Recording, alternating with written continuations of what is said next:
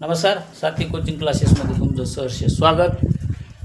वर्ग समीकरणेमधला सराव संच 2.6 आपण आज पाहणार आहोत.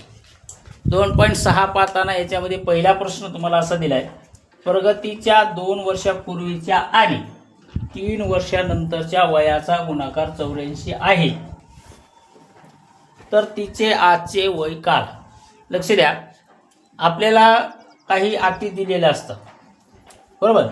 तुम्हाला विचारले प्रगतीचे आजचे वय, सध्याचे तुमचं वय चालू आहे त्याच्याच प्रमाणात आजचे वय विचारले तुम्हाला. आता समजा प्रगतीचे आजचं वय कितीचं, आजचे वय आपण तिचे एक्स मानू. काय केलं आपण, तिच्या आजचं वय विचारलं, ताज आताच ते आपण एक्स मानलं. 2 वर्षापूर्वीचे वय तिचं होतं. कधीचं होतं ते, 2 वर्षापूर्वीचे प्रगतीचे वय. मग मी इथं लिहिले 2 व म्हणजे वर्ष, प म्हणजे पूर्वीचे वय. किती पूर्वीचे, याला घेऊ आपण एक्स वजा 2 वर्ष, बरोबर. समीकरण कसं करायचं त्याबद्दल आपण चर्चा करू. आता त्यानंतर आपल्याला 3 वर्षानंतरचं वय विचारले. 3 वर्षानंतरचं वय आहे म्हणून आपण याला +3 घेऊ. एक्स +3. एक्स हा प्रगतीच्या वयाचे टप्पे आहेत, पहिला, दुसरा, तिसरा, जे आपल्याला वय विचारले ते. आता काय बघा, आपल्याला एक अट दिलेली. मग आपण काय करू, दिलेल्या अटीनुसार, दिलेल्या कशानुसार, जी अट तुम्हाला दिलेली आहे त्या अटीनुसार आपल्याला प्रगतीचे वय काढायचे आहे.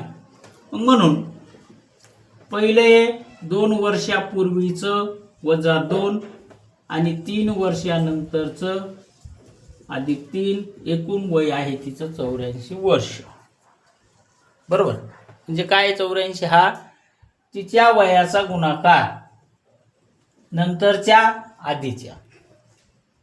आलं लक्षात. मग आता हा गुणाकार झाला आपल्याकडं. मग आपल्याला काय करायचं आहे, कंसानं गुणायचे. एकूण 84 आपल्याकडे दिलेले आहेत. मग आपण काय करू, म्हणून एक्स गुणिला एक्स +3 एका कंसात आपल्याला यांचा गुणाकार मांडायचा आहे. मग वजा 2, वजा 2 आपल्या जागा. ते कशाला गुणणार आहेत, ते पण 3x + 3 लाच गुणणार आहे, बरोबर. किती, 84.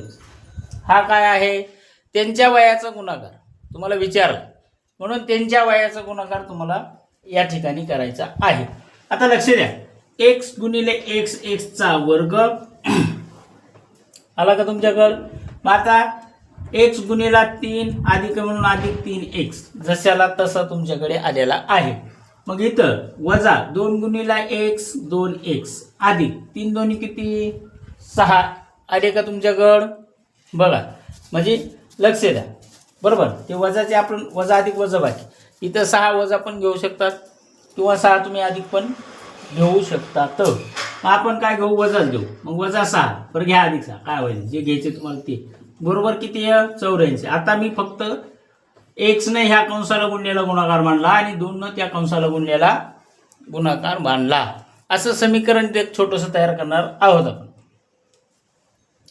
आता काय करायचं तुम्हाला बघा, इकडे एक्सचा वर्ग आपल्या जागेवर जशाला तसा अधिक 3 मधून 2x वजा करायचे तुम्हाला. 3 मधून किती वजा करायचे, 2x. राहिला किती तुमच्याकडं, x.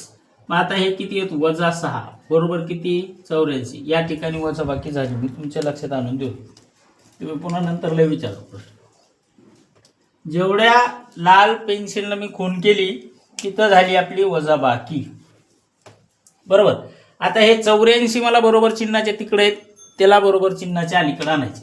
आता दिलेलं समीकरण जशाला तसं एक्सचा वर्ग अधिक x वजा 6, हे 84 अधिक आहेत, इकडं आले वजा झाले, बरोबर घेतला 0. ओके. आता समीकरणाच्या आपण अंतिम टप्प्यामध्ये आहोत बघा. आता काय होणार आहे ते बघू. एक्सचा वर्ग तुमच्याकडे दिलेला आहे, जशाला तसा तुम्हाला ते एक्सचा वर्ग जशाला तसा ठेवायचा. मग हा एक्सचा वर्ग आपल्याकडे जशाला तसा अधिक एक्स जशाला तसं वजा, वजा वजा अधिक, बरोबर. वजा वजा काय होणार आहे तुमच्याकडं, अधिक. 84 आणि 6ची तुम्हाला करायची बेरीज. मग आपण बेरीज केली. 84 आणि 6ची बेरीज किती आली तुमच्याकडे? 90. बरोबर काय? 0. इथपर्यंत आलं का लक्षात? आलं का असं विचारलं. काय रिप्लाय द्या ना. आलंय नाही आलंय. मग आता याचे पाडायचे तुम्हाला अवयव. कशाचे? जो 90 तुमच्याकडे दिलेला आहे त्या 90चे तुम्हाला काय करायचे? अवयव तयार करायचे आहेत. मग ते अवयव कसे तयार करायचे तर बघा, आपण मागं समीकरण तयार केलं तर त्या पद्धतीमध्ये तुम्हाला इथं अवयव तयार करायचे. मग आता आपण काय करू? म्हणून एक्सचा वर्ग तुमच्या जाग्यावर, बरोबर आलं का? इथं 10 न गुणायचं म्हणून 10x आला, वजा जशाला तसा आहे. मग वजा किती? 9 x वजा 9 10 किती होते तुमच्याकडं? 90. वजा किती? 90. बरोबर किती? 0. आलं का? 9 गुणिले 10 90 असं तुमच्याकडे समीकरण येतं. मग आपल्याला करायचं काय? बघा, अवयव पद्धत मी तुम्हाला मागं पण शिकवली. मला वाटतं बहुतेक याच्यामध्ये आपल्याला झाले. एक्सच्या वर्गातला एक्सचा वर्ग दिला म्हणजे एक एक्स कंसाच्या बाहेर येणार, दुसरा एक्स कुठं जाणार? कंसात. अधिक किती? 10. बरोबर. हा एक्स बाहेर येणार. कुठं बाहेर? कंसाच्या बाहेर म्हणजे दुसऱ्या कंसामध्ये आपल्याकडे जाणार एक्स वजा 9 म्हणजे 9 10 90 एवढा याचा गुणाकार येणार आहे. किंवा तुम्हाला समजत नसेल तर असं का, इथं वजा 9 आणि दुसऱ्या कंसात घ्या एक्स वजा 9 एका कंसात येतील, किंवा एक्स अधिक 10 म्हणजे कॉमन अवयव जर तुम्हाला घ्यायचा असेल तुमच्या ते पटकन लक्षात येईल. पुन्हा तुम्ही मला विचारणार नाही. बरोबर. एक्स अधिक 10 एका कंसात घ्या. आलं? एक्स अधिक 10 एक्स अधिक 10 हे एक्स वजा 9 एक्स इकडं आला, हा 9 बसला एक्स इकडे कंसात गेला, बाहेर राहिला फक्त 9. झालं का? येथपर्यंत लिहून घ्या म्हणजे जेणेकरून मला इकडं सोडवायला आणखीन जागा पुरण. जर मी इकडं सोडवलं तर तुमच्या लक्षात येईल का? बघा, मी वाटल्यास तुम्हाला ते सोडून देतो. आता काय नाही, फक्त काय करायचे तुम्हाला? अवयव पद्धतीमध्ये अवयव पाडायचे आहेत. मग आता इथं काय करायचं तुम्हाला? एक्स अधिक 10 हे एका कंसात आहेत आणि एक्स हा बाहेरचा आणि वजा 9 याला एका कंसामध्ये तुम्हाला घ्यायचं. बरोबर आला 0. इथं मी दुसरं समीकरण तयार करायला याचे अवयव तुम्हाला या ठिकाणी मी पाडून द्यायला. त्याच्यामुळे मला लक्ष द्या आणि लिहून इकडं बघा. आता इथं काय होणार? एक्स अधिक 10 बरोबर 0 किंवा एक्स वजा 9 बरोबर 0 असं समीकरण तुमच्याकडे येणार. आता किंवा लिहायला मला जागा नाही म्हणून मी इथं आडवी रेष मारतो म्हणजे तुम्ही त्याला समजून घ्या की किंवा मध्ये सरनं हा प्रश्न सोडवलेला आहे. आता आपल्याकडे काय येणार आहे बघा, एक्स अधिक आहेत इकडे आले वजा 10, एक्स वजा 10 एकीकडे राहणार. आता हा एक्स वजा 9 होता ते अधिक 9 झाला बरोबर 0. बरोबर. आता वय कधीच ऋण नसते, इथं ऋण 10 आहे.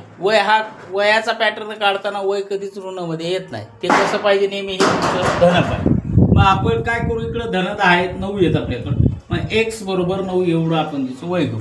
म्हणजे प्रगतीचं आजचं वय तुमचं किती झालं? इथं लिहितो मी. प्रगतीचे आजचे वय शॉर्टमध्ये लिहिलं. परत तुम्ही पुन्हा प्रश्न विचार.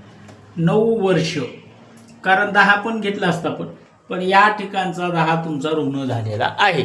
त्याच्यामुळे मी ते वय घेत नाही. मी बाजूला व्हायला थोडं लिहून घ्या आणि तुम्ही जे बाकीचे आहेत कोणी तुम्ही तुमचा एक स्क्रीनशॉट काढून त्याच्यामध्ये घेऊ शकता.